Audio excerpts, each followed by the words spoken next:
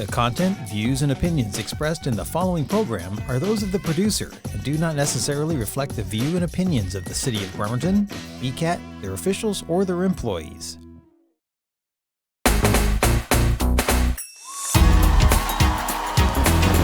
Well, welcome back to Real Talk with DMJ. And we have our guest back again, Mr. Eddie Rye Jr. Welcome back again. Thank you very much. And then Neiahmaya, thank you for staying with us and coming back again. We want you to go ahead and continue. You had talked about your radio show.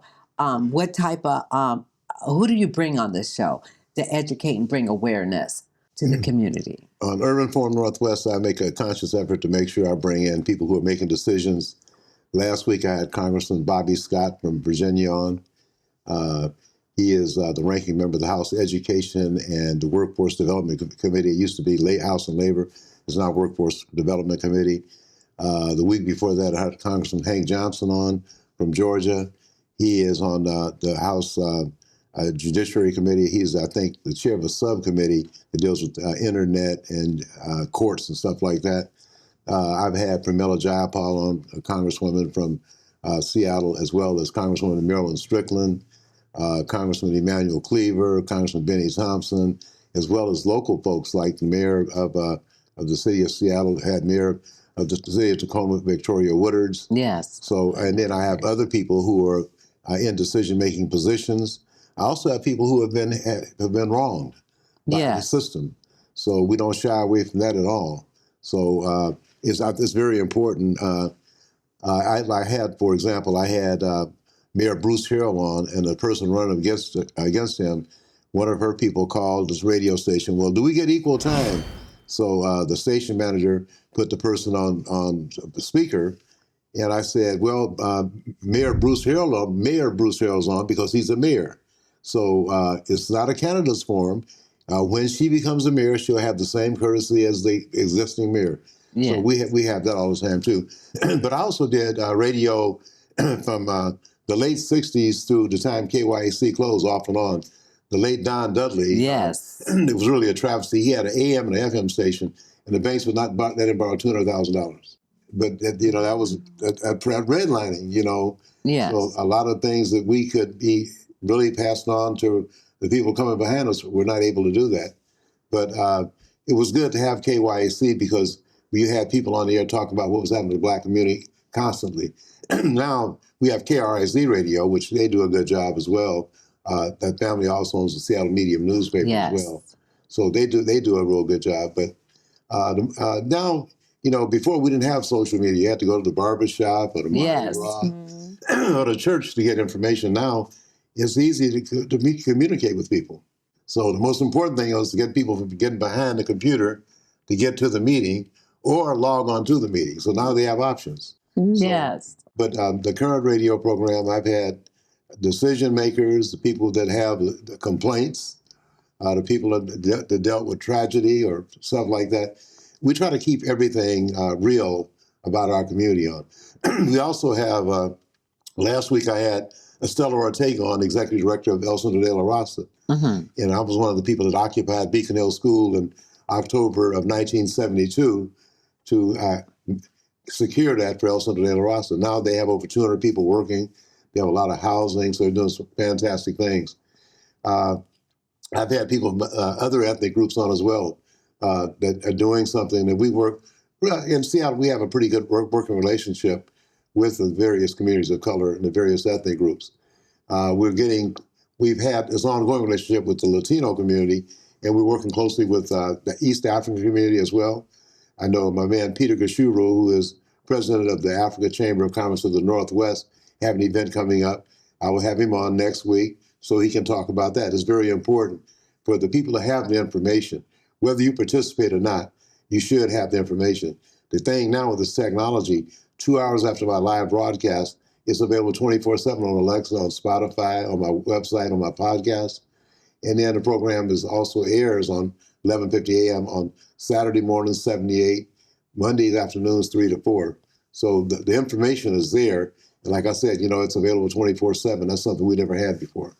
Well, one thing I saw on Facebook and I read that you had posted what's going on with Dr. Reverend Braxton's church. And what happened there? Last Thursday morning at 4 o'clock in the morning, ICE and the Renton Police Department, the gate at New Beginnings was broken. Somebody had ran to it the day before. And they used New Beginnings Christian Fellowship to stage ICE raids. When Steve Gray, the COO, was called, he came up. He said, "What's going on? Who are you?" They would talk to him. They didn't acknowledge him. He said, "You're on private property." They didn't care. And so the word got out. People thought it was ICE because that's the way they operate. As it turns out, it was DEA. It happened in Kent with the Renton Police Department involved. The Kent mayor or Kent police chief didn't know anything about it. And then they put out a deal. The Kent Police Department, the assistant chief put out an email, put it on Facebook. I saw made that. it look like that New Beginnings Christian Fellowship was involved in the drug business. And we were a suspect. That's the way it looked. Yeah, So no, Dr. it did, Braxton, yes. Dr. Braxton is asking DEA and Kent and Renton for an apology. So we've spoken with Ed Prince, who's on the Renton City Council, also the Executive Director of the Commission on African American Affairs, to look into it. And he tells me, well, they called Renton Police at the last minute. Still, Congressman Adam Smith, that's in his district. We also want Senator Maria Cantwell and Senator Patty Murray to check with DEA and see what is the protocol. You just go and occupy? So a lot of people thought it was ICE because they act like they were ICE. No identification, unmarked cars, and you're on private property and you have no regard. A sovereign piece of land, a sacred spot, in the community, and it's going to get mistreated like that. And you don't give people who are in charge no response or anything. So yeah, everybody thought it was ICE, but it was DEA, and DEA needs to give an apology as well. So we'll be asking both senators and Adam Smith about the inquire with DEA. Why do they feel they're authorized to come in and occupy private property? Mm-hmm. Okay, so that gives anybody the impression it's ICE. I see it's a lot of disrespect that they didn't have. What did you think the no disrespect came in because it was a black church? Well, I think, first of all, because the gate was open. Because ordinarily people have told me that when DEA plans a raid or something like this, they have places to stage and they do it 2 or 3 days in advance or longer. So they couldn't have been thinking about New Beginnings because the gate would have been closed. They couldn't have been able to get in. But they came in anyway, and like I said, they didn't say anything. When Steve Gray, the chief operating officer, said, "I'd like to know why you're here. You're on private property," and then they have the Kent Police Department put out an email to make it look like New Beginnings Christian Fellowship was not involved in drug trade, were a suspect. So it really is smeared the image of the church and the reputation. So the attorney for the church is Attorney Raymond Connell. And he's looking at everything right now, so he'll be preparing something for the pastor to look at. So it's not over, because we want to make sure that I shared the press release with about 50 members of the clergy across the racial spectrums. I want everybody to know, because the synagogue could be next, or Catholic Church could be next. Reverend Carrie Anderson at the First AME could be next. So everybody just needs to be aware. I mean, that this we're all opposed to crime. But there are the limits to what you're going to do to fight crime. And when you disrespect people and occupy people's personal property without their permission, that's just like ICE. Thank you. They're both federal agencies and they act just like each other. Definitely. And you said we're going to get answers. Well, we hope that through Attorney Raymond Connell and Pastor Braxton, we will get answers. I think with those two, we will get answers. I put a call to Senator Patty Murray's office, and I sent her office, and I also sent Congressman Adam Smith a copy of the press release, and I also sent Congresswoman Marilyn Strickland a copy. She's also the secretary of the Congressional Black Caucus as well. Yeah, because I was really, really disappointed and bothered with that, especially New Beginning. I love the church, you know what I'm saying? And he's out there doing the most and building the church, building the community, partnering with many, many agencies. His church is really on fire for the Lord. and other things that they're doing in the community to build the community, to heal the community. Mm-hmm. So we don't need Pastor Braxton's church to be tarnished with nothing negative. Yeah. Well, July 31st, 2024, he hosted a town hall meeting on Project 2025. Mm-hmm. Oh. And Congressman Adam Smith came, Congresswoman Marilyn Strickland appeared, Congresswoman Premilla Jayapal sent a video. And a lot of people wondering, well, does this have anything to do with it because he spoke out against Project 2025? Oh. Well, you know, everybody needs to be vamped on it for speaking out against 2025 because we see what it's leading to. Mm-hmm. Discrimination. Yes. Taking all your rights back. It's devastating, but a lot of people who voted for the current administration, when they start taking away your health care and stuff, people will see exactly which direction this country's going in. It's not going to be very good. It's not going to be very good. And since you mentioned which direction this country is going into, Mr. Rye, we just had a protest on the Manette Bridge, and I just only got to see a little bit, so I don't know much. Is that the No Kings protest? Yes, yeah. Yes. Can you elaborate on that? Oh, yeah. I mean, anytime you see that many people showing up, even though you might hear this Vice President J.D. Vance say, oh, they hate America. No, it's not hate America. Make America what it's supposed to be. Mm-hmm. Be responsive to the needs of the people. That's what it's supposed to be about. And we see an erosion of people's rights. People thought it was just going to be DEI, okay? But now they see it's their health care. And so if people really understand that the premiums are going to double and triple and some people are going to get left out, SNAP, nobody complained when they were taking the food away to those babies. You know, icing the programs. Mm-hmm. I shouldn't say icing the programs, but trying to destroy the programs that feed kids. You know, stuff like that. I mean, you know, the wealthiest country in the nation, we have homeless problems. We have problems with the education system. You know, every school teacher should be making at least $150,000 a year. Yes.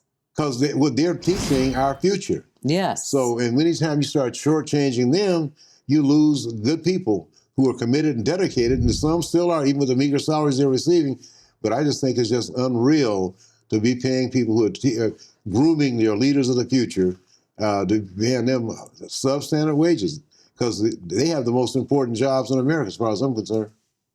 Mm-hmm. No, they do. Yes. A lot of teachers see children and help children in ways that their own parents don't see or can help them. Barriers are broken.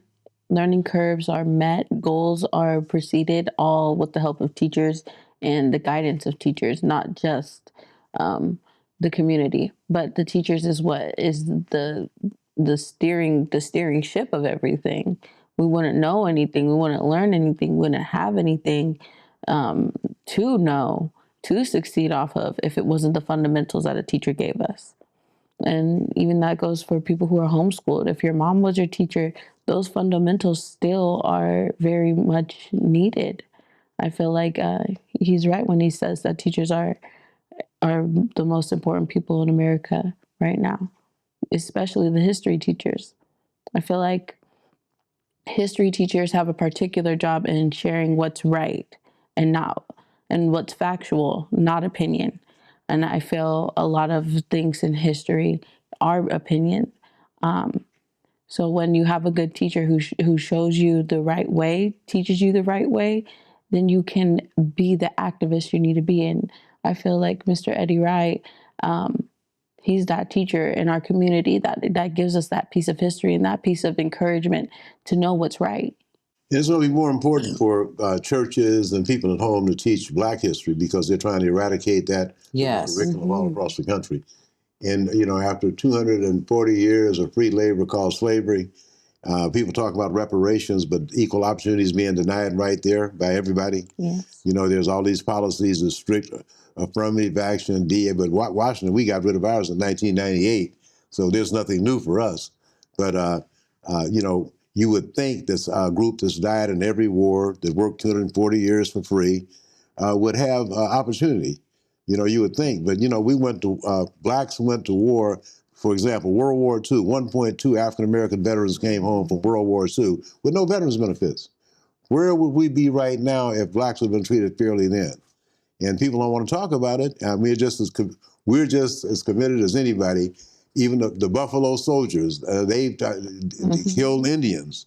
A lot of people didn't know that, and the Buffalo Soldiers said, well, look, I got to do whatever the white man tell me to do. I either get on this horse and be a soldier, and they call them Buffalo Soldiers. The Indians call them Buffalo Soldiers because of the way their hair was.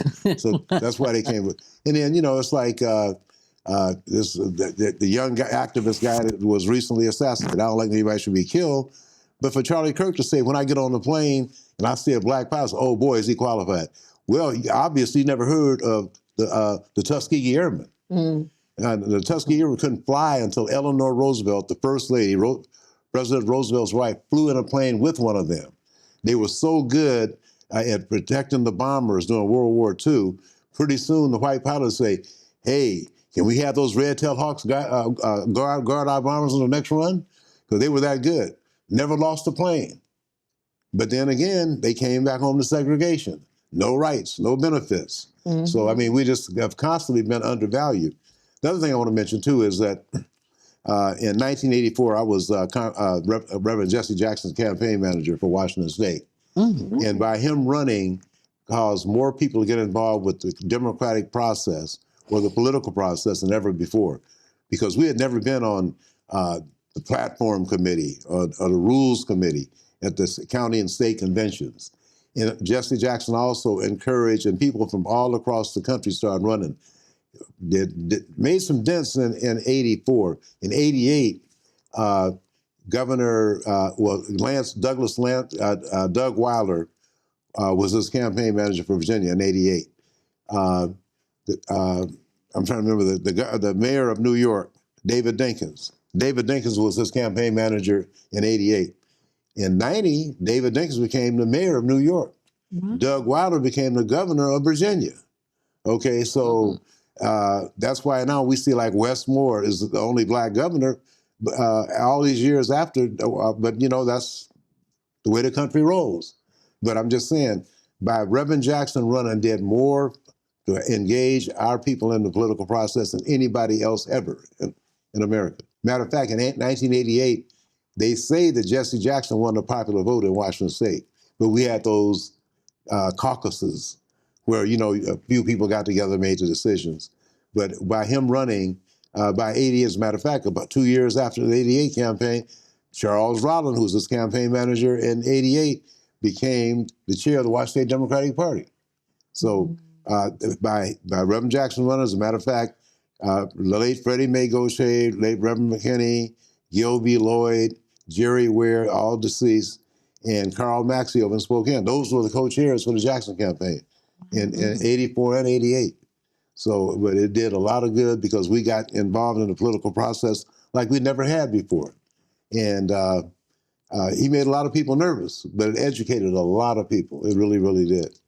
Since we're going to be wrapping this up, what would you leave out here for our viewers? What would you want to share with them and tell them and leave with the show? Even though you might not like watching the news or CNN or MSNBC, dedicate a little time to that. Watch the game later. If you see something wrong, say something. And if you see somebody having a problem, go and comfort them.